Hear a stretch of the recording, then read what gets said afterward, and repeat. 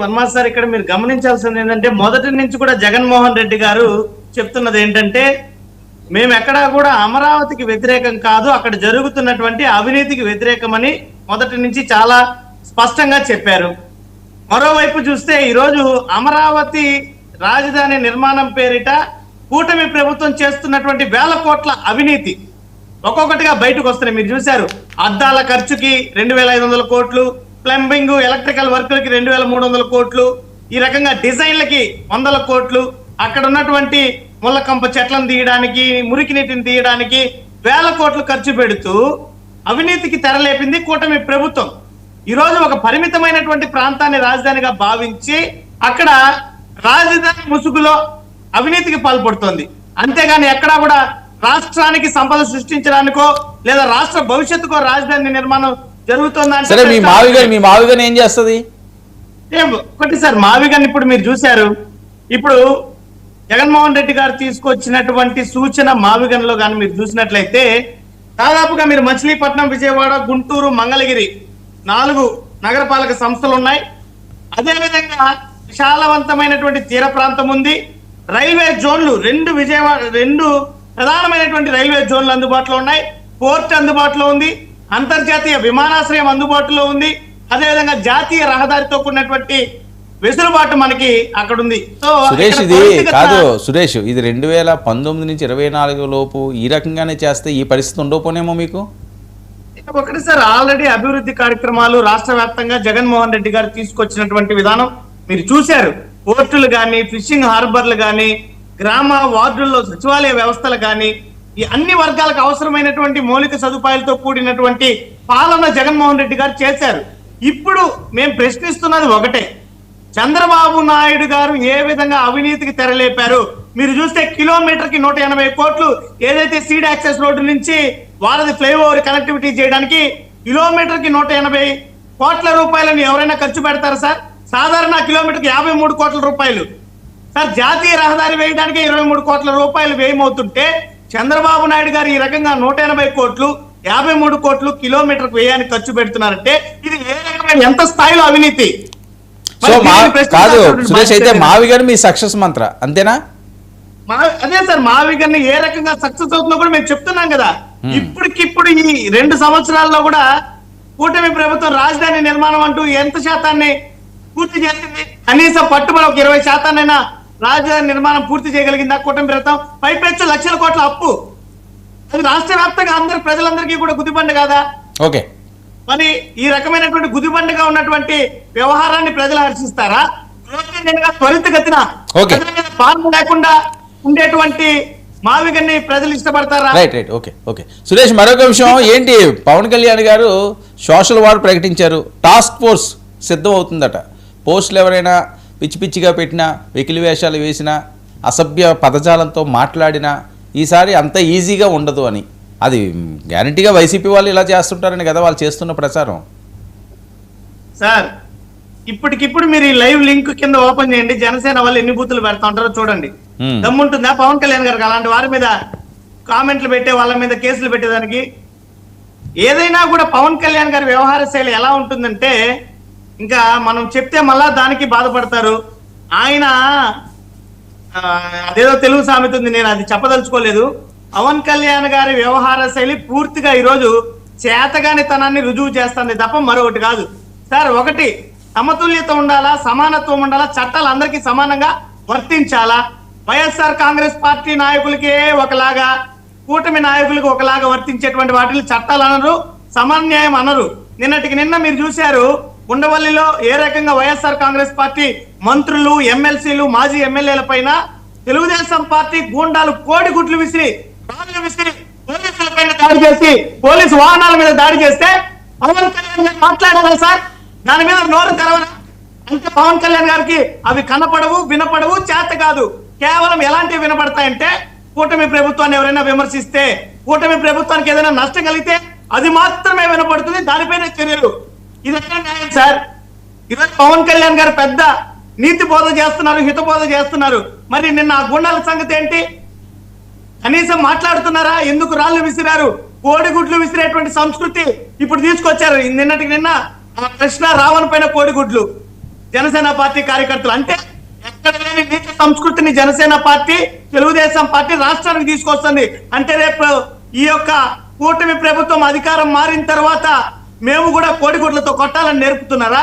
మేము కూడా రాళ్లతో కొట్టి చంపాలని నేర్పుతున్నారా? లేదా రాష్ట్రంలో ఇలాంటి సంస్కృతిని పెంచి పోషించాలనుకుంటున్నారా? ఈ రకమైనటువంటి సంస్కృతి రాష్ట్రంలో మంచి పద్ధత? మరి పవన్ కళ్యాణ్ గారు దీని మీద చర్యలు తీసుకోరా? అంటే తెలుగుదేశం పార్టీ వాళ్ళు దాడి చేసినా, రాళ్ళు విసిరినా, కోడిగుడ్లు విసిరినా పవన్ కళ్యాణ్ గారి కాళ్ళకు గంతలు కట్టుకొని ఉంటారు. Right right okay okay okay right. ఏంటి సుజాత గారు? ఇదెక్కడ న్యాయం? ఓకే ఓకే సుజాత గారు, ఏంటి మావిగాని నినాదం ఒకటి, మరొక వైపు పవన్ కళ్యాణ్ గారి టాస్క్ ఫోర్స్. సార్ ముందుగా మీకు అలాగే ప్రసాద్ గారికి, సురేష్ గారికి, వీక్షకులకు అందరికీ నమస్కారం అండి. ఇప్పుడు దెయ్యాలు వేదాలు వల్లించినట్టు సురేష్ గారు చాలా బాగా పాపం చాలా ఆవేశపడుతూ చెప్పారు. కానీ కోడిగుడ్లు విసిరారు, రాళ్లు విసిరారు అంటున్నారు. రాజధాని రైతులు మిమ్మల్ని రమ్మని ఆహ్వానించింది ఎవరు? వెళ్ళారు. వాళ్ళు ఒకటే క్లారిటీ అడిగారు, మీరు అమరావతి ఓకేనా, లేదంటే మీరు మావిగానికి కట్టుబడి ఉన్నారా? ఏదో ఒకటి మాకు క్లారిటీ ఇచ్చి మీరు రండి అన్నారు. రండి అంటే మీరు దానికి ఏ విధమైన సమాధానం చెప్పకుండా అక్కడ ఎవరి మీద దౌర్జన్యం చేశారో చూసాం. ఏదైతే ప్రజల వైపు ఉండి పోలీసుల మీద బండరాళ్లు ఎత్తేసి మళ్ళీ అదే వ్యక్తి వెళ్లి వైసీపీ నేతల వెనుక నిలబడ్డాడు. కాబట్టి అక్కడ దాడి చేసింది ఎవరన్నది చాలా క్లియర్ గా అన్ని వీడియోల్లో సహా మనకి సాక్ష్యాధారాలతో సహా లభించింది. పోలీసులు దర్యాప్తు చేస్తున్నారు. ఇంకొక విషయం, వీళ్ళు ఈ రోజు అంటున్నారు ప్రజలు నిరసన తెలియజేశారని. మరి ఇదే వైసీపీ నేతలు చంద్రబాబు నాయుడు గారు అమరావతి సందర్శించడానికి వెళ్ళినప్పుడు చెప్పులతోటి రాళ్లతోటి దాడి చేసినప్పుడు అప్పుడు డీజీపీ గౌతమ్ సవాంగ్ గారు ఏమన్నారండి? ప్రజలకి మనోభావాలు దెబ్బతిన్నాయి, వాళ్ళు నిరసన తెలియజేసే హక్కు ఉంది, దాన్ని తెలియజేశారు అన్నారు. అంటే మీ పరిపాలనలో ఉన్నప్పుడు ఒకలా మాట్లాడతారు, ఈ కూటమి పరిపాలన ఉన్నప్పుడు మారిపోతాయి ఆ రూల్స్. అంటే రెండు ఒకటి కాదా? మరి మేము అంటున్నారు మీరు దాడి చేసే సంస్కృతి లేదని. ఏదైతే సిద్ధం సభలు పెట్టినప్పుడు పంచింగ్ బ్యాగులు పెట్టి చంద్రబాబు నాయుడు గారిని, పవన్ కళ్యాణ్ గారిని బాక్సింగ్ బ్యాగులు పెట్టి గుద్దించారు, వాళ్ళతో తన్నించారు. అది జగన్మోహన్ రెడ్డి గారు పాల్గొంటున్న సభలో. దానికి మీరు ఏమైనా ఎక్స్ప్లెనేషన్ ఇచ్చారా? అది తప్పని మీ కార్యకర్తలకు ఏమైనా చెప్పారా?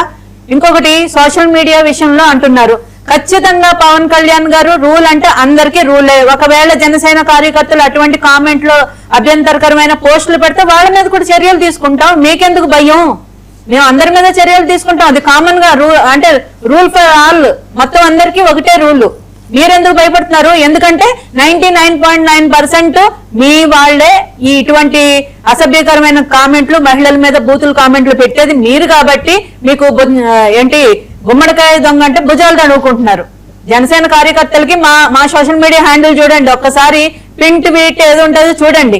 ఏదైతే రూల్స్ అండ్ రెగ్యులేషన్స్ సోషల్ మీడియాలో ఎలా మాట్లాడాలి, ఎలా ప్రవర్తించాలి అన్నది చాలా క్లియర్ గా ఉంటది. మీరు ఏ రోజన్నా మీ కార్యకర్తలకు అటువంటి రూల్స్ పెట్టిన ఒక్కటి చూపించండి.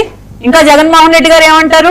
చిన్నపిల్లోళ్ళు, వాళ్ళకి తెలియదులే, రప్ప రప్ప అంటే ఏమైందబ్బా సినిమా డైలాగులు, ఇటు జగన్మోహన్ రెడ్డి గారు ఎంకరేజ్ చేస్తారు. అది అందరికీ తెలిసిందే. మొన్నటికి మొన్న సాయికృష్ణ విషయంలో అతను లాకప్ డెత్ జరగడం అన్నది ఎవ్వరూ సమర్థించరు. అది మానవ హక్కుల హరణ అని చెప్పి ప్రతి ఒక్కరు దాని మీద నిరసన వ్యక్తం చేస్తున్నారు. కానీ జగన్మోహన్ రెడ్డి గారు ఏమంటారు? 23 ఏళ్లు చిన్నపిల్లోడు, 26 కేసులు ఉన్నాయి, చిన్నపిల్లోడు అబ్బా అంటారు. ఆ విషయం పక్కన పెట్టండి. ఎమ్మెల్సీ అనంతబాబుని ఏమన్నారు? ఒకటే హత్య చేశాడు, ఏమైంది అని భుజం తట్టి పక్కన పెట్టుకుని తిరిగారు. ఆ పిన్నెల్లి రామకృష్ణారెడ్డి ఏదైతే ఈవీఎంలని పగలగొట్టాడు అది అందరికీ క్లియర్ గా కనిపించింది. అందులో పావుదూరింది అన్నాడు ఒకళ్ళు. జగన్మోహన్ రెడ్డి గారు అంటారు మాకు సరిగా అక్కడ సహకరించట్లేదు పోలీసు వ్యవస్థ, పగలగొడితే తప్పే ఉందన్నారు జగన్మోహన్ రెడ్డి గారు. పిన్నెల్లి రామకృష్ణారెడ్డి ఏమో నేను పగలగొట్టలేదు మరో అంటే ఈయన చక్కగా వచ్చి కన్ఫర్మ్ చేశారు. ఇంకా అంతకంటే నేరస్తుల్ని ఏంటి వెనక నుండి వెన్ను తట్టి ప్రోత్సహించే పార్టీ ఎవరున్నారండి? ఆ నాయకులు ఎవరున్నారు? జగన్మోహన్ రెడ్డి గారు చూస్తే మొత్తం అంతా ఇదే కదా కనిపించేది.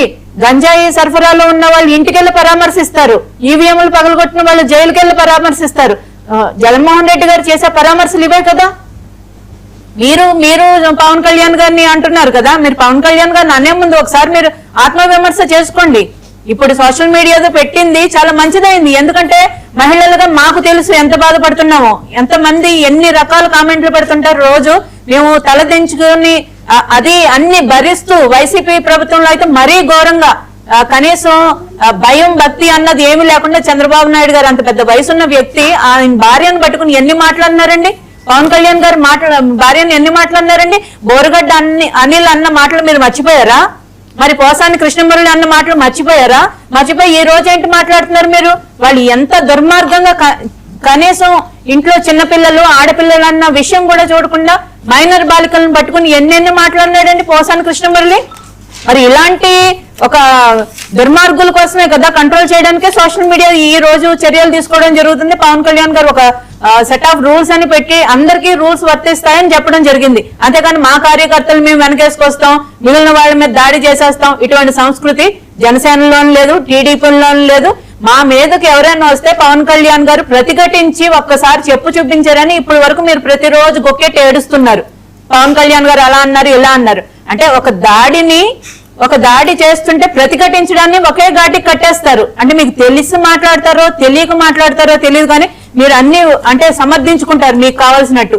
జగన్మోహన్ రెడ్డి గారు రాజధాని విషయంలో రోజుకు ఒక కన్ఫ్యూజన్. ఈ రోజు వచ్చి మావిగన్ అంటారు, మొన్న గెలవంగానే అమరావతి మాకు ఓకే అన్నారు, ఈ రోజు మళ్ళా మావిగన్ అన్నారు. అంటే ఏం చేద్దాం అనుకుంటున్నారు? అమరావతి మీద ఎందుకు మీకు అంత కక్ష? అది మనందరి రాజధాని కదా.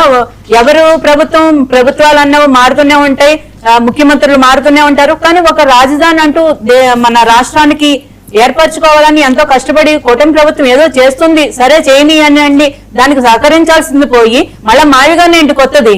పోనీ మీరు 3 రాజధానులు అన్నారు, 3 రాజధానులు ఏమైనా ఒకటన్నా కట్టారా? విశాఖకి వెళ్ళిపోతున్నా, సంక్రాంతికి వెళ్ళిపోతున్నా, ఉగాదికి వెళ్ళిపోతున్నా, రోజుకొకటి చెప్పుకుంటూనే వచ్చారు. 5 ఏళ్ల కాలం ఏం చేశారు? ఆల్రెడీ కట్టి కన్స్ట్రక్షన్ లో ఉన్న వాటిని అన్నింటినీ చెడగొట్టారు. పోలవరం ఏమన్నా చేశారా? దాన్ని ఉద్ధరించారంటే అది రివర్స్ టెండరింగ్ చేసి అది చేశారు. మీరు వచ్చిన దగ్గర నుంచి కూల్చడం ఏదైతే ఉందో అభివృద్ధిని వెనక్కి తీసుకెళ్ళడం తప్ప మీరు ముందుకు తీసుకెళ్ళింది ఏముంది? ఒక్క విషయంలో చెప్పండి. సిపిఎస్ విషయంలో అన్నారు, దాన్ని రద్దు చేయడం అన్నారు. మావిగన్ రెఫరెండంతో వెళ్తారట, మావిగన్ నచ్చిన వాళ్ళు మాకు ఓటేస్తారు, లేకపోతే వాళ్ళకి వేసుకుంటే నన్ను డైరెక్ట్గా చెప్తున్నాను నేను. సార్ ఎన్నో చెప్పారు సార్, సంపూర్ణ మద్యపాన నిషేధం చేసాకే నెక్స్ట్ ఎలక్షన్స్ కి నేను ఓట్లు అడుగుతా అన్నారు. ఏమైంది సార్? జగన్మోహన్ రెడ్డి గారు రోజుకొక మాట, రోజుకో యూటర్న్.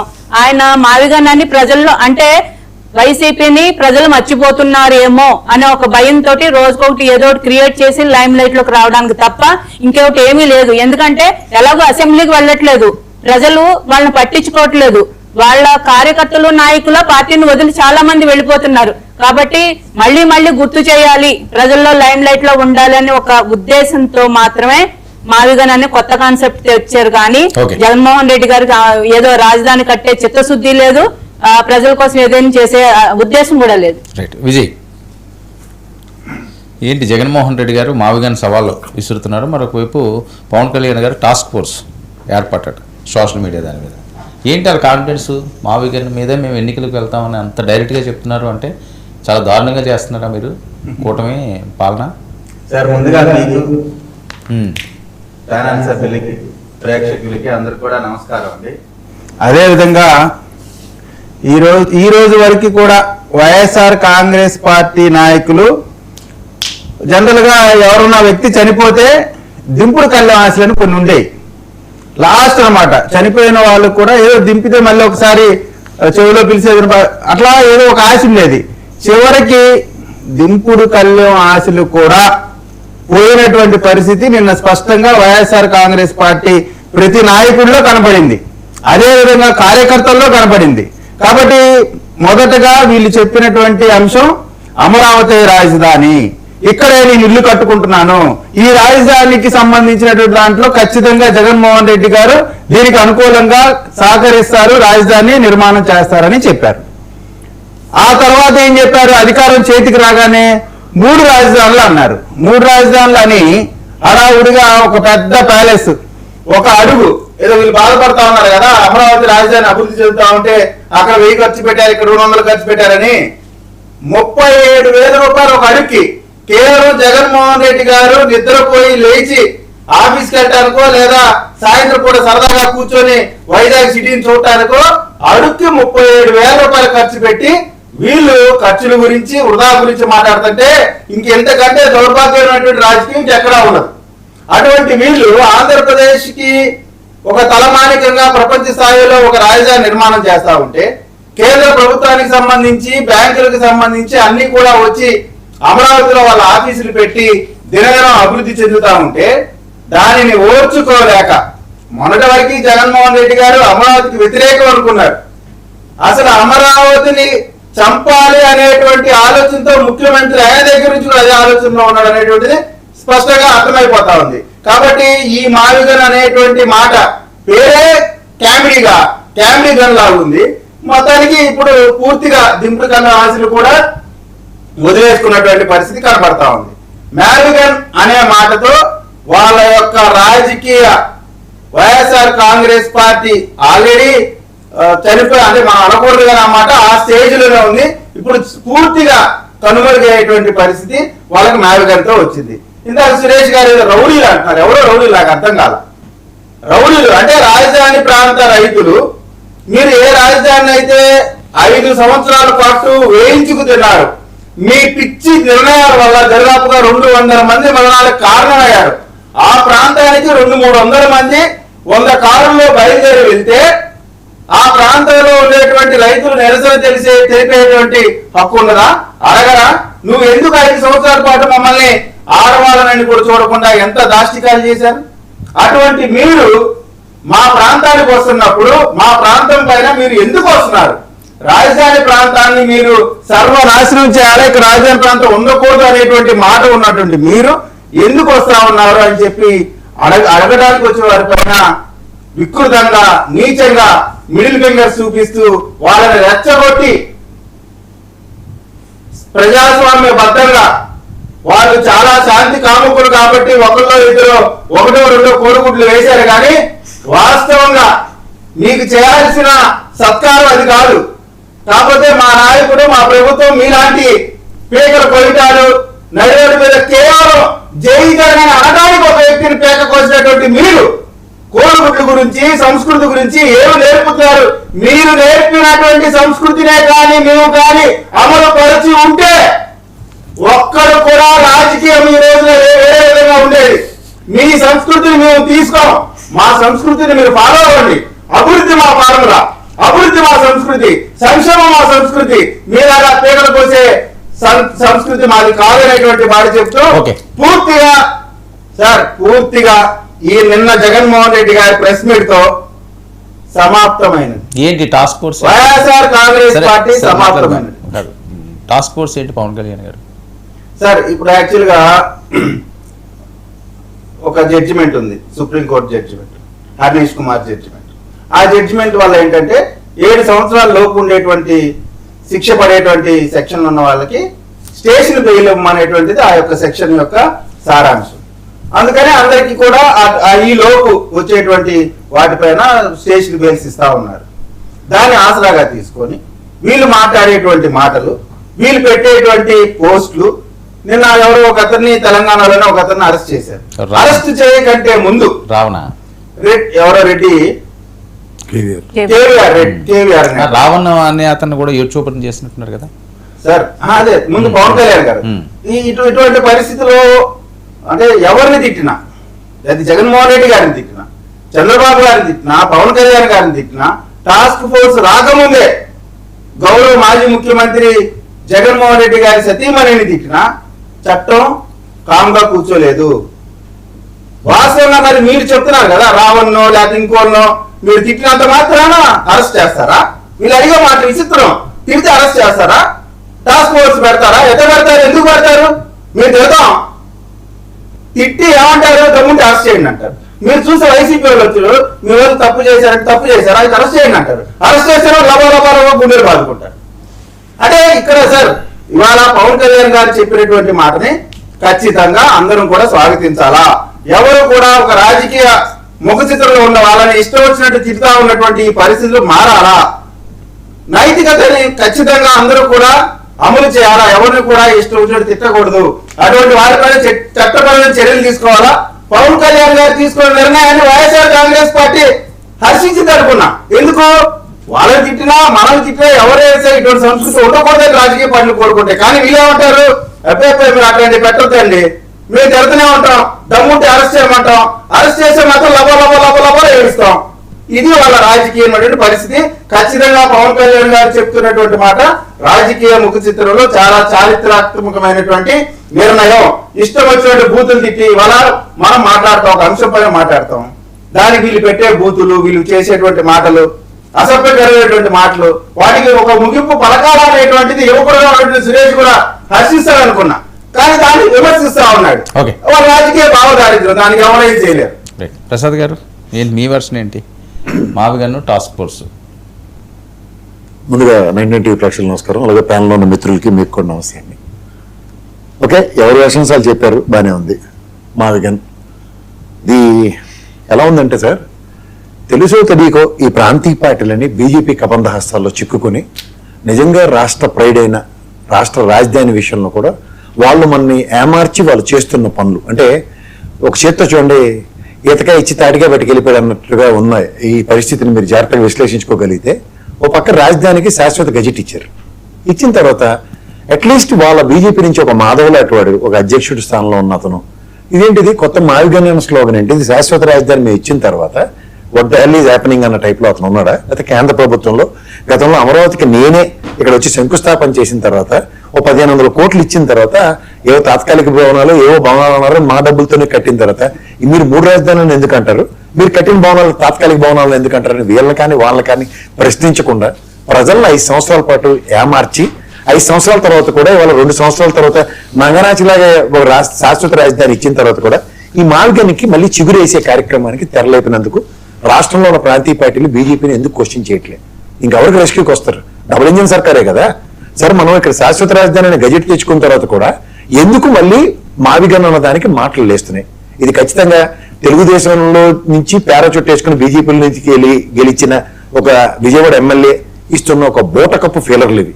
దీనికి at the cost of YSRCP. నిజమే, విధి విధానాల విషయంలో ఇందాక సురేష్ చెప్పినట్టు అమరావతి మీద ఎబ్బడి ముబ్బడిగా ఖర్చులు పెడుతున్నారు. తర్వాత కొంతమంది రైతులు స్వచ్ఛందంగా భూములు ఇవ్వడానికి లేరు.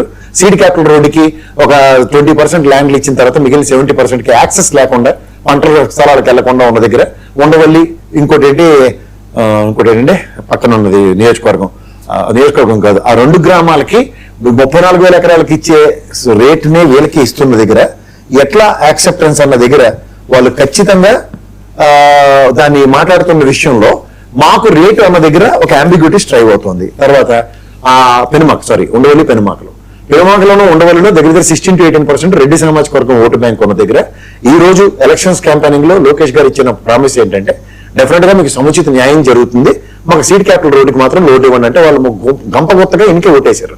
తర్వాత ఎలక్షన్ అయిన తర్వాత ఈ రోజు దాకా 2 సంవత్సరాలు బట్టి వైఎస్ఆర్సీపీ శ్రేణులు కానీ, ఎందుకంటే ఉండవల్లి పెనుమాక పరిసర ప్రాంతాల్లోనూ చుట్టుపక్కల ల్యాండ్ ఎక్విజిషన్ కోసం చేస్తున్న దగ్గర రైతులు నిరసనగా వాళ్ళు ఉంటున్న దగ్గర అట్లీస్ట్ రామారావు గారి మరణం దగ్గర జరుగుతున్న ఒక అన్సర్టనిటీలో కూడా వైఎస్ఆర్సీపీ శ్రేణులు కానీ వైఎస్ఆర్సీపీ నాయకులు కానీ ఎందుకు లేరు? తర్వాత ఇవాళ మావిగన్ విషయంలో మాట్లాడుతున్న మాటలకి నేను దానికన్నా ముందు అమరావతి సందర్శన కోసం వెళ్ళిన ఉండవల్లి పెనుమాక రైతుల పిలుపు మేరకు వెళ్ళిన వైఎస్ఆర్సీపీ శ్రేణులకి ఇది పీపుల్స్ క్యాపిటల్ అని మీరే పేరు పెట్టినప్పుడు 60% ప్రజలు మీకు ఓటేసినప్పుడు 40% ప్రజలు వాళ్ళకి ఓటైన వాళ్ళకి రాజధాని లేనట్ట ఉన్నట్ట? ఏమో ప్రతివాడు ఏమైనా ప్రమాణం చేసి ఇది మా రాజధాని అని చెప్పి వెళ్ళాలి లోపలికి?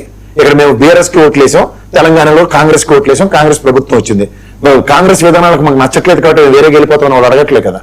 సో ఫస్ట్ థింగ్ ఈ ఎయిర్ క్లియర్ చేయండి. అమరావతి అందరి హక్కు, అందరి రాజధాని. ఇవాళ ఎవడేమనుకున్నా కాదనుకున్నా 3 సంవత్సరాల పాటు ఈ కొత్త ప్రభుత్వం వస్తే వాళ్ళు ఏం చేస్తారో తర్వాత విషయం. ఈ 3 సంవత్సరాలు శాశ్వత రాజధాని అమరావతి కట్టుబడి ఉండండి ఎవడన్నా. తర్వాత ఈ మార్గానికి జగన్మోహన్ రెడ్డి గారు అన్న మాటకి నేను ఏకీభవించుకున్నా, నేను విభేదిస్తాను. క్లియర్గా చెప్తున్నాను సార్, ప్రజాస్వామ్యంలో ప్రజల మ్యాండేటే అంతిమంగా మనకి శిరోధార్యం. నేను 4 విషయాలు చెప్తాను. మనం ఆంధ్రప్రదేశ్ రాష్ట్రంలో ప్రజాస్వామ్యంలో పాదయాత్రలు చూద్దాం. ఒకటి వైఎస్ రాజశేఖర రెడ్డి గారి పాదయాత్ర, చంద్రబాబు గారి పాదయాత్ర, అలాగే జగన్మోహన్ రెడ్డి గారి పాదయాత్ర, తర్వాత లోకేష్ గారి పాదయాత్ర, తర్వాత అమరావతి పాదయాత్ర, అమరావతి రైతుల పాదయాత్ర. ఇక్కడ తెలంగాణలో తిరిగినాడు, మాకేట సంబంధం లేదు. ఫస్ట్ థింగ్ ఇక్కడ మీకు గమనించగలిగితే రాజశేఖర రెడ్డి గారిది కానీ చంద్రబాబు నాయుడు గారిది కానీ పాదయాత్ర డెన్సిటీ కనుక ఎవరైనా క్యాలిక్యులేట్ చేయగలిగితే అది దగ్గర 7,600 నుంచి 7,900 మధ్యలో జస్టిఫై అయింది. అంటే ఆద్యంతం పాదయాత్ర మొదటి రోజు నుంచి 7,000 10,000 మంది వచ్చారు లెక్క కాదు. వాళ్ళు పెట్టిన సభలు ఇవన్నీ ఒక అగ్రిగేట్ తీస్తారు. అట్లాగే జగన్మోహన్ రెడ్డి గారి సభ కూడా దగ్గర మీరు ఎవరు ఏమనుకున్నా కాదనుకున్నా డెన్సిటీ దగ్గర 7,960 దాకా లీడ్ అయింది. అండ్ లోకేష్ గారిది 6,000 6,500 దాకా.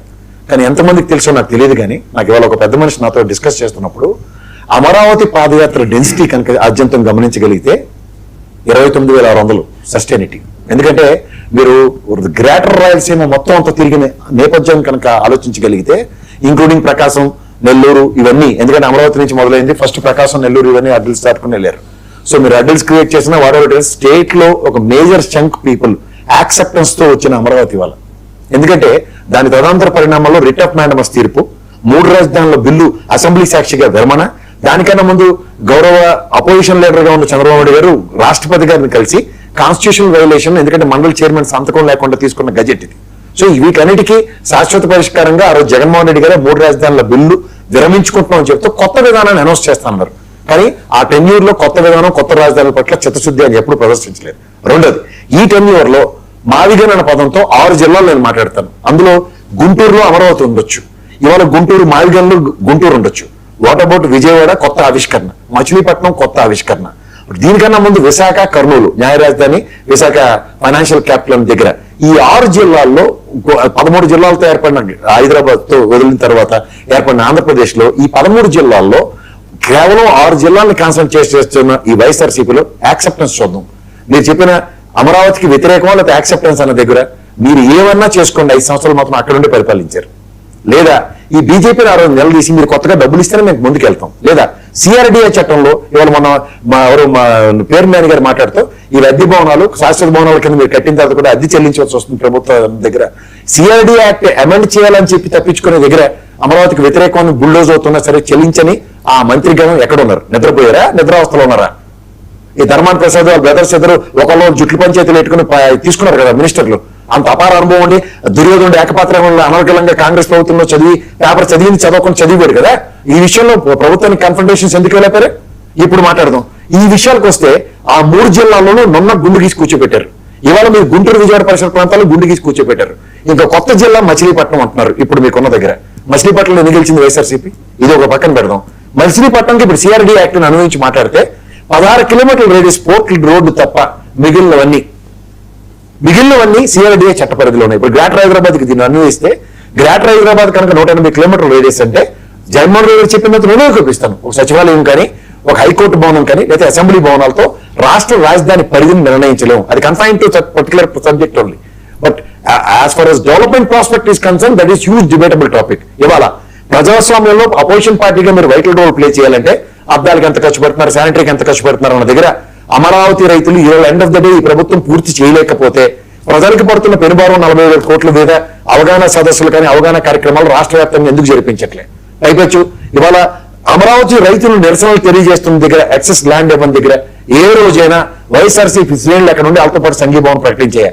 ఇవాళ మీరు వెళ్ళిన కమిటీ ప్రకారం మీరు వెళ్ళిన వాళ్ళు అందరూ అంబటి రాంబాబు గారిని తీసుకోండి, ఎవరైనా తీసుకోండి, అందులో ఉన్న వాళ్ళు అందరూ అమరావతికి వ్యతిరేకించిన వాళ్ళే. ఇవాళ ఏ ప్రాతిపదికన కమిటీని నిర్ణయించారు? ఇవన్నీ ఒక ఎత్తి అయితే ఈ దైర్యానికి తోడు మీకు లీగల్ సెల్ ఎందుకు పనికిరాదని నేను డెలిబరేషన్ ఇస్తున్నాను. ఎందుకంటే ఇవాళ పవన్ కళ్యాణ్ గారు ఏదైతే చెప్తున్నారో అన్న దగ్గర నేను ఒక విషయం చెప్తాను మీకు. ఇవాళ మా కేవీఆర్ ఇక్కడ తెలంగాణ ఒక జర్నలిస్ట్, అతని ఇంటి ఎదురుకుండా పోలీస్ డిపార్ట్మెంట్ 2.5 నెలలు బట్టి ఇల్లు తీసుకుని రెక్కి చేస్తున్నారు. ఏ బుర్ర తక్కువ సలహా ఇచ్చారో నాకు తెలియదు, కానీ 2.5 నెలలు అండర్ గ్రౌండ్ లో ఉన్నప్పుడు హైకోర్టులో క్రాష్ పిటిషన్ ఎందుకు వేయలేదు? నేను దీనికన్నా ముందు నేను సోషల్ మీడియాలో ఉన్న ప్రతి ఒక్కరికి ఇలా 2 చేతులు దండం పెట్టి చెప్తున్నాను, దయించి అబ్యూజివ్ లాంగ్వేజ్లు వాడకండి. ఎవరు మన రక్షణకి రావట్లేదు. ఏ పార్టీ వాడైనా లీగల్ సెల్ ఇంత స్ట్రెంగ్ గా లేవు. మీకు ప్రాక్టికల్ గా చెప్పాలంటే కేవీఆర్ విషయంలో 2.5 నెలలు బట్టి వాళ్ళు రెక్కి నిర్వర్తిస్తూ ఇక్కడే ఉన్న దగ్గర ఆడ తెలివి తక్కువ వాడు ఎవడే సలహా ఇచ్చాడో ఆయన అండర్ గ్రౌండ్ పోయాడు. అండర్ గ్రౌండ్ పోయినప్పుడు ఈ తెలివి తక్కువతనం చూడండి. హైకోర్టులో క్రాష్ చేయాలి. ఏది? ఎఫ్ఐఆర్ రిజిస్టర్ అయినప్పుడు ఎవరు అడిషనల్ డీజీపీ క్యాడర్ లో ఉన్న బీఆర్ క్యాడర్ చెందిన సునీల్ గారికే దిక్కులే సార్. ఇక్కడికి వచ్చి శంభో శంకరాన్ని కోర్టులు అంపటాన్ని న్యాయ వ్యవస్థ చుట్టూ తిరుగుతున్నారు. దయించి న్యాయ వ్యవస్థను పోలీస్ వ్యవస్థను ఎవరు పెట్టుకోకండి. ఎందుకు పెట్టుకోవద్దని చెప్తున్నానంటే మన స్థాయి కాదు. ఎందుకంటే ఎవరైనా సరే పోలీస్ స్టేషన్ ముందు ఓహో అంకుశంలో రాజశేఖర్ రామిరెడ్డి గారి లాగా మెటమెట్లాడిపోవచ్చు, సాయి కుమార్ డైలాగ్ విని ప్రభావితం అవచ్చు. పోలీస్ స్టేషన్ లోపలికి వెళ్తే ఎవడన్నా పిల్లే, వాళ్ళ ముందు మనం ఎందుకు పనికిరాం, ఇది తెలుసుకోండి ఫస్ట్ థింగ్. రెండోది, న్యాయ వ్యవస్థ ప్రొటెక్షన్ అన్న దగ్గర ఇవాళ కేవీఆర్ కి 14 రోజులు రిమాండ్ ఇచ్చింది. అతన్ని ఇవాళ మా తెలంగాణ సామాజిక వర్గంలో ఉన్న ఎంటైర్ జర్నలిస్ట్ ఫ్రెటర్నిటీ కడుపులో పెట్టుకుని కాపాడుకుంది. ఈ తెలివి తక్కువ ఐడియా వల్ల లీగల్ సెల్ ఎలా ప్రభావం చేస్తుందని తెలుసుకోండి మీరు. ఎందుకంటే క్రాష్ చేయలేదు, ఎఫ్ఐఆర్ కి తీసుకెళ్లి అట్లీస్ట్ కోర్టులో సరెండర్ చేసి బెయిల్ కూడా ఇప్పించలేదు. ఎందుకు ఈ దిక్కుమాల అండర్ గ్రౌండ్? దేనికి దిక్కుమాల అండర్ గ్రౌండ్? ఇలా మనకి ఎవరైనా లీగల్ అడ్వైజర్లు కానీ లీగల్ సపోర్ట్ కానీ ఇచ్చేవాడు ఎవరైనా ఉన్నా ఏ ప్రాతిపదిక మీద మీరు వెచ్చలవిడిగా స్వేచ్ఛను భావ ప్రకటన స్వేచ్ఛను దుర్వినియోగపరుస్తూ అబ్యూజివ్ లాంగ్వేజ్ మాట్లాడుతున్నారు? సో నేను అంటుంది ఇవాళ ఒక ప్రొవకేషన్ లో ఉన్నప్పుడు మాట్లాడే ఆవేశభరితమైన స్పీచ్లు వేరు. Abusive language is not at all tolerable వ్యవస్థాగతంగా. దీని మీద ఉక్కుపాదం మోపడానికి ప్రభుత్వం నిర్ణయాలు అన్నప్పుడు ఐటీ మినిస్టర్ ఏమైపోయాడు, హోంశాఖ మంత్రి అయిపోయాడు, మధ్యలో పవన్ కళ్యాణ్ గారు ఏ ప్రాతిపదికన డెసిషన్ తీసుకుంటారు పంచాయతీరాజ్ శాఖ అయినప్పుడు? కేబినెట్ సముచిత నిర్ణయం, సమాలోచిత నిర్ణయంతో కేబినెట్ నిర్ణయంగా దాన్ని ప్రకటించి ఒక ఐటీ మినిస్టర్ కానీ అండ్ హోమ్ మినిస్టర్ గారి సమన్వయంతో ఒక డెలిగేషన్ ఆఫ్ మినిస్టర్స్ తో దీన్ని చేయకుండా ఏ ప్రాతిపదికన పవన్ కళ్యాణ్ గారు డెసిషన్స్ తీసుకుంటున్నారు? నిజమే, ఇది ఇంప్లిమెంటేషన్ పార్ట్ లో వాట్ ఎవర్ ఇట్ ఈస్ సంఘీభావం ప్రకటించిన కేబినెట్ అన్నది ఎక్కడ మాకు లేదు కదా. ఓ పంచాయతీరాజ్ శాఖ ఈ ఐటీకి సంబంధించిన యాక్ట్ ఎలా తీసుకొస్తాడు సోషల్ మీడియా మీద? మేబీ ఆ పార్టీ తరఫున వాళ్ళ నిర్ణయం అవ్వచ్చు. అది జగన్మోహన్ రెడ్డి గారికి సంబంధించిన వాళ్ళందరినీ వ్యతిరేకించే కార్యక్రమంలో వాళ్ళందరి మీద ఉక్కుపాదం మోపడానికి పవన్ కళ్యాణ్ గారు గతంలో ప్రదర్శించిన భావావేశానికి ఇవాళ రాజ్యాంగబద్ధమైన పదవుల్లో డిప్యూటీ చీఫ్ మినిస్టర్ గా ఉన్నప్పుడు కాన్స్టిట్యూషనల్ రైట్స్ ని యూజ్ చేసుకుంటూ ఇంకొక డెలిబరేషన్సా? ఇది నాకు అర్థం కాని విషయం. అసలు ఏ కెపాసిటీ ఇలాంటి నిర్ణయాలు తీసుకుంటున్నారు? ఇదే గౌరవ ముఖ్యమంత్రి గారు, ఎస్ నేను సోషల్ మీడియా పట్ల ఉక్కుపాదం మోపబోతున్నాను, లేదా గౌరవ హోంమంత్రి గారు, లేదా ఐటీ మినిస్టర్ గారు లోకేష్ గారు, మేము ముగ్గురు సమన్వయంతో ఈ డెసిషన్ తీసుకుంటున్నామంటే ఏదైనా యాక్సెప్టబుల్. కానీ పవన్ కళ్యాణ్ గారు లేదా అటవీ శాఖ మంత్రి లేదా నేను మీరు మాట్లాడినప్పుడు మధ్యలో లేదు, నేను మాట్లాడినప్పుడు నేను మధ్యలో చూడగలను, విజయకరణ గొంతు నాకు ఉండకపోవచ్చు, కానీ నేను ఖచ్చితంగా మాట్లాడలేదు. కంక్లూడ్ చేయండి. నేను చెప్తే మీకు లేదా? లేదండి, ఇంకా ముగ్గురు సరే మీకు సరే మీకు చెప్తాను. ఇవాళ ఒకటి సోషల్ మీడియా మీద భావ ప్రకటన స్వేచ్ఛ మిస్యూటిలైజేషన్ ఉన్నప్పుడు ప్రభుత్వాలు కేంద్ర ప్రభుత్వంతో సమన్వయపరుచుకుని ఒక బ్రహ్మాండమైన యాక్ట్ తీసుకురండి. We are all appreciate. అంతేకాని వ్యక్తిగత రెవెన్యూలు తీర్చుకోవడానికి ఒక పార్టీ అపోజిషన్ ఉంది కాబట్టి అలా కొలబడి చేద్దాం, ఆ లోన్లు వేసేసుకుందాం అంటే చాలా కష్టం, చాలా కష్టం. సురేష్ రెస్పాండ్. సార్, ఇప్పుడు ఇందాక సోదరి సుజాత గారు ఒక మాట అన్నారు, దయ్యాలు వేదాలు వదిలించినట్టు చెప్పారు అని. ముఖ్యంగా ఒక మాట మాట్లాడదు. ఈ రోజు కూటమి ప్రభుత్వం అధికారంలోకి రావడానికి కారణమైన దెయ్యం ఎవరో రాష్ట్రానికి తెలుసు. మేము ఎక్కడ కూడా అదే విధంగా జగన్మోహన్ రెడ్డి గారు ఒక్కొక్కసారి ఒక్కొక్కలాగా మాట్లాడేస్తారు, ఆయనకే అర్థం కాదన్నారు. 2014 నుంచి ఇప్పటి వరకు పవన్ కళ్యాణ్ గారు పూటకు ఒక మాట, రోజుకు ఒక వేషం వేసినటువంటి వ్యక్తి. ఎలాగంటే చంద్రబాబు నాయుడు గారిని ఆయన దీక్షల్ని మాట్లాడేటప్పుడు మొత్తం కూర్చొని నేనేం మాట్లాడాలా? వర్మ గారు మీరు కూడా పదే పదే డిస్కస్ చేయడం మంచి ట్వీట్ చేస్తున్నారు మీరు. This is not right debate. ఏదైనా మాట్లాడితే చేస్తారా? మమ్మల్ని డిబేట్ సురేష్ కాంట్రవర్సీ మాటలు వద్దు, ఎవరిని పర్సనల్ గా వద్దు.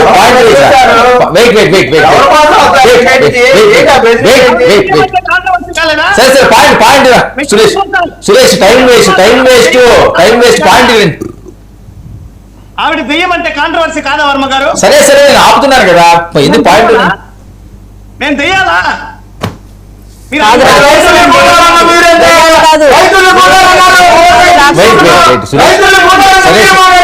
సరే నేను ఇస్తాను రాసుకోండి. సరే పాయింట్ టైం వేస్ట్. నేను ఒకటే చెప్తున్నాను సార్, నన్ను పూర్తి చేయనివ్వండి. పవన్ కళ్యాణ్ గారు 2014లో పార్టీ పెట్టి తెలుగుదేశం పార్టీకి మద్దతు ఇచ్చి కనీసం ఎన్నికల్లో పోటీ చేయాల. మళ్ళా పెద్ద ఆర్భాటంగా పార్టీ పెట్టాడు. ఆర్భాటం ఎక్కువ, పనితనం తక్కువ ఆయనకి. అర్థమైందా? మళ్ళీ ఏం చేశాడు? 2019లో నేనే సపరేట్ గా పోటీ చేస్తా, చంద్రబాబు నాయుడు అంత అవినీతి పరుడు, చంద్రబాబు నాయుడు అంత వెన్నుపోటుదారుడు ఈ దేశంలో లేడు. ఆయన ఏమన్నా సొంత పార్టీ పెట్టాడా? మామకు వెన్నుపోటు పొడిచి తీసుకున్న పార్టీ అన్నాడు. నారా లోకేష్ చేసేటువంటి అవినీతికి పైలోకంలో ఉన్నటువంటి ఎన్టీఆర్ ఆత్మ శోభిస్తుంది అన్నాడు. తీరా ఏం జరిగింది? 2024 వచ్చేసరికి వాళ్ళ దగ్గర నౌకరీ వెళ్ళాడు. ఇది పవన్ కళ్యాణ్ గారి పనితనం. ఆయనకి నచ్చితే గొప్పోళ్ళు, నచ్చకపోతే చెడ్డోళ్ళు. ఈ రకంగా ఉన్నటువంటి నాయకుడు పవన్ కళ్యాణ్ గారు. అంటే ఆయన చెప్తే మంచి, ఆయన చెప్తే చెడైపోవాలా. ఆయన ఏదో చట్టం తీసుకొని వస్తానన్నాడు. ఈ రోజు రాష్ట్రంలో 2 సంవత్సరాలుగా కిరా కార్పే అనేటువంటి చెత్త వెధవ, సీమరాజు అనేటువంటి పనికిమాలిన ఎదవ మాట్లాడుతుంటే ఇదే పవన్ కళ్యాణ్ గారు ఎందుకు కేసులు నమోదు చేయించలేదు? అంటే సంపగా ఉందా పవన్ కళ్యాణ్ కి? వాళ్ళ మాటలు వినసొంపుగా ఉందా? మళ్ళీ వాళ్ళ మీద ఎందుకు చర్యలు తీసుకోలేదు? ఇదే ఇందుకు చెప్పాం, పవన్ కళ్యాణ్ గారి మాటలు ఒకలాగా, చేతలు ఒకలాగా చచ్చుంటాయని ఇందుకే మేము వాగింది. మేమేమి తప్పు వాగట్లా. ఎప్పుడు కూడా ఒకటి గుర్తుపెట్టుకోండి, మన వైపే ఆలోచించకూడదు. సమాన్యాయంగా అన్ని పార్టీలకి, అన్ని వర్గాలకి, రాష్ట్ర వ్యాప్తంగా ప్రజలందరికీ కూడా సమానంగా న్యాయం చేయగలిగితే ప్రభుత్వం చేయాలి. నిన్న చూస్తే మీరు రాళ్ళు వేసి గుడ్లు కొట్టే వాళ్ళని వెనకేసుకొచ్చారు. ఆధారాలతో సహా ఫోటోలు, వీడియోలు ఇస్తే పవన్ కళ్యాణ్ గారు స్పందించట్లేదు. ఏంటి పార్టీ కార్యకర్తలు గుడ్లు కొట్టే దాన్ని త్వరగా స్పందించలా. ఇలాంటి విధానం ఉండకూడదని మేము అడుగుతున్నాం. ఏ పార్టీ కార్యకర్తలకి? ఆయన ఏం మాట్లాడుతున్నారో ఆయనకి అర్థం కావచ్చు. చెప్పారు ఎవరు? రాజధాని వ్యవహారం గురించి మాట్లాడారు. ఇంకా అయిపోయింది, భూస్థాపితం అయిపోయింది అంటూ మా సోదరుడు కిరణ్ మాట్లాడుతున్నాడు. అంటే అమరావతి వర్సెస్ మావిగన్ అంటే ఈ భూస్థాపితం అయిపోయినట్టేనా? అమరావతి మావిగన్ అనేటువంటి అమరావతి రాస్తుందండి. అమరావతి మావిగన్ అనే దాంట్లో సార్ మీరు ఇక్కడ చూడాల్సింది రాజధాని ప్రాంతంగా మచిలీపట్నం, విజయవాడ, గుంటూరు, మంగళగిరి ఇవన్నీ కూడా కలిస్తేనే అవుతుంది అక్కడ మావిగన్ లో. కాబట్టి జగన్మోహన్ రెడ్డి గారు ఏ పాకిస్తాన్ ని రాజధాని చేస్తానని చెప్పలా, ఏ ఇరాన్ ని రాజధాని చేస్తానని చెప్పలా.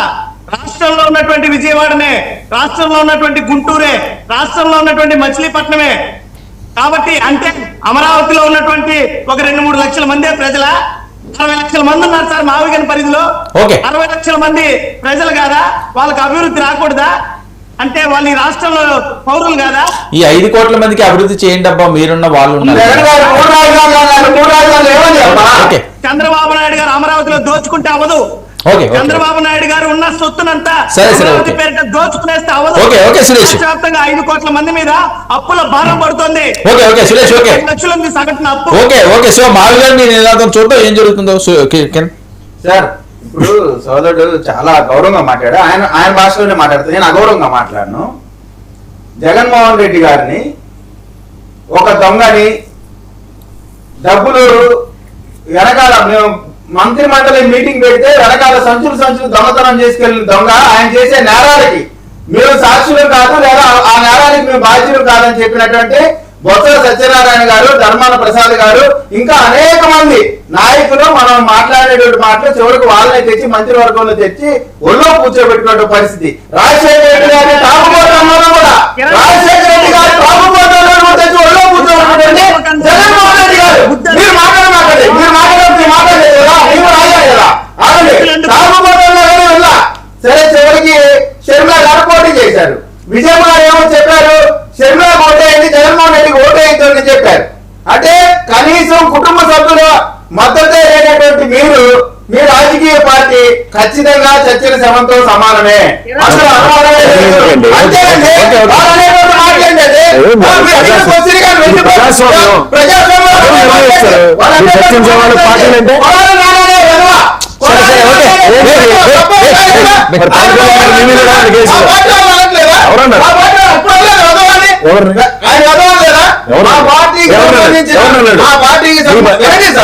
మా పార్టీకి సంబంధించిన ఆర్పీని వేదవాన్ని అన్నాడా లేదా? ఆయన అన్నాడు. తప్పు మాజీ ఎమ్మెల్యేని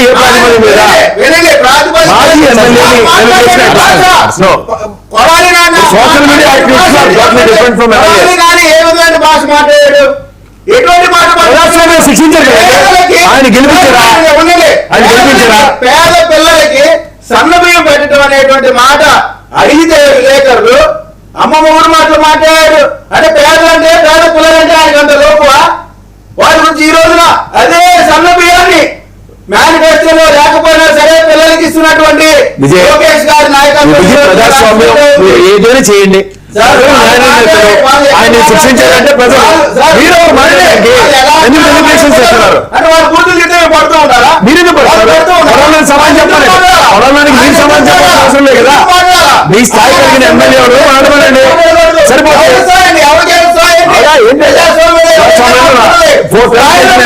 హక్కులు చెప్పారండి, పవన్ కళ్యాణ్ గారి కాంగ్రెస్ మీరే కదా, పవన్ కళ్యాణ్ గారి చట్టం తెస్తున్నారు ఏమన్నారు, డెలిబరేషన్స్ అంటే మీరు చెప్తున్నారు. ఎంతమంది మంత్రులు ఎందుకు తిట్టారని చెప్పండి. కేవలం కొడాలని ఒక్కడి పైన ఎందుకు ఎత్తారు? అతను ఒక్కడే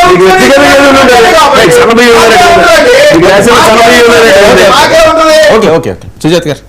సార్ సురేష్ గారు మాట్లాడుతూ ఇంకా వైసీపీ వాళ్ళు తీరు మారదు అని ఇంకొకసారి మళ్ళీ స్పష్టం చేశారు. ఎందుకంటే రాజకీయాల్లోకి ఎవరైనా వచ్చేది ప్రజాసేవ చేయడానికి వస్తారంటారు, కానీ వీళ్ళ లెక్కలు ఎలా ఉంటాయంటే ఎప్పుడు పోటీ చేశారు, ఎవరితో పోటీ చేశారు, ఎవరితో పొత్తు పెట్టుకున్నారు అన్న టాస్కే కానీ వీళ్ళకి ప్రజలకు ఎంత సేవ చేశారు అన్నది ఎప్పుడు వీళ్ళకి కొలమానం కాదు. ఎందుకంటే పవన్ కళ్యాణ్ గారు పార్టీ పెట్టిన రోజు నుంచి ఈ రోజు వరకు కూడా ప్రజలకు అండగా నిలబడ్డారు. అప్పుడు పోటీ చేయనప్పుడు కానీ ఇప్పుడు అధికారంలో ఉన్నప్పుడు కూడా ప్రజలకు అండగానే ఉండే పార్టీ జనసేన పార్టీ. మీరు రాజకీయాల్లో వచ్చినప్పుడు ప్రజలకు ఎంత అండగా ఉన్నా అన్నది కొలమానం అండి, అంతేగాని ఎవరితో పట్టు పెట్టుకున్నా అన్నది. పొత్తులు అన్నవి రాజ్యాంగ విరుద్ధం ఏం కాదు. మీ వైసీపీకి నచ్చట్లేదు, పొత్తుల్లో ఉంటే మీరు మీ కర్మ ఎవరికి అయిపోతారని మీకు భయం. ఆ భయం అని చెప్పండి. పొత్తులు పెట్టుకుంటే మీకెందుకు, సింగిల్ గా వస్తే మీకెందుకు? ఇంకా సిగ్గుండాలండి అదే మాట పెట్టుకుని మాట్లాడటానికి. ఆపండి, ఇంకా మీరు మారండి. అదే మాట, మీరు సింగిల్ గా పోటీ చేశారా, మీరు పొత్తులు పెట్టుకుని వచ్చారా, ఏంటది? ప్రజలకు ఏం చేస్తామో చేయండి. 151 సీట్లు గెలిచిన తర్వాత మీరు ప్రజలకు ఏం చేశారు? ప్రజలు చీ అని 11కు దించేశారు. సిగ్గుపడండి దానికి. ఇంకేమంటారు మీరు ప్రజల గురించి? అలాగే ప్రసాద్ గారు ఇందాక అడిగిన క్వశ్చన్ కూడా సమాధానం చెప్తాను.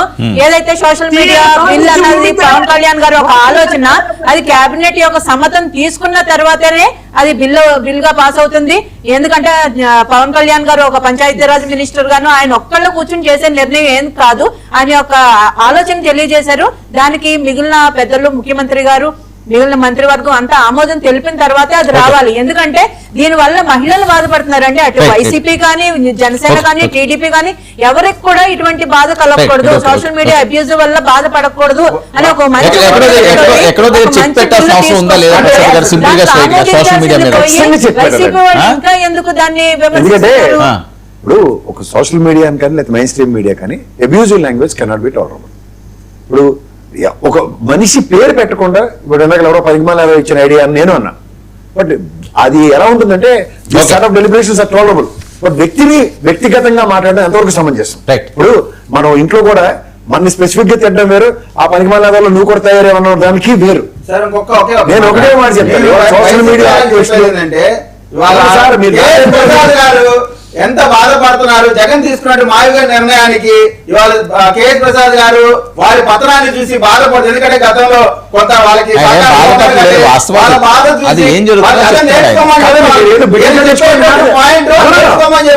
నేర్చుకోలేదు. నేను ఒకటే మాట చెప్తున్నాను, ఇవాళ రాష్ట్ర సార్వభౌమత్వమైన రాజధాని విషయంలో నేను మొదటి నుంచి దానికి శాశ్వత గజెట్ మీద నేను కన్ఫైన్ అయి ఉన్నాను. ఈ రోజు కూడా కట్టుబడే ఉన్నా. ఇప్పుడు రేపు పొద్దున జగన్మోహన్ రెడ్డి వచ్చి రేపు పొద్దున మావిగని మార్చడానికి మళ్ళీ ఆ బీజేపీ వాడు కనుక వేగ్ స్టైల్ అగైన్ నా పోరాటం ఇంతకు 10 రెట్లు ఉంటుంది. ఎందుకంటే కాస్ట్ ఆఫ్ స్టేట్ అవుతుంది ఇది.